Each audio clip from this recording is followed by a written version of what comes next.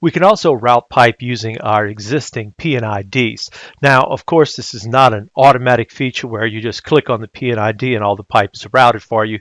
As you know, the PID is not about the placement of pipe, it's more of a schematic diagram.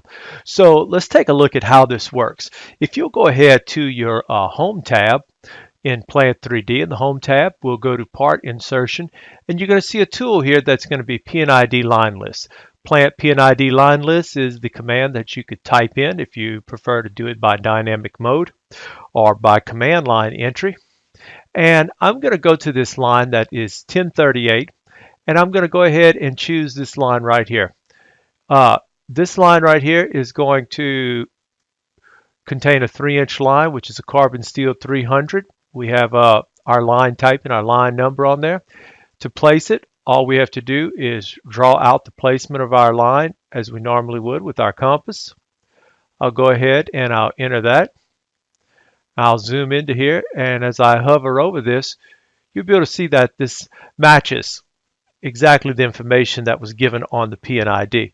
Now, you're not limited to only drawing pipe here. As you can see in the PID, you also had a gate valve that was there. So we can go ahead and we can place that gate valve. We go ahead, I'm going to use my nearest snap to get onto here. And then I'll use my compass to go ahead and place that. So now if we go ahead, I'll hover over this so we can see the properties. And you can see that we have the same spec, same size, and it is the same exact valve that was used in the PID.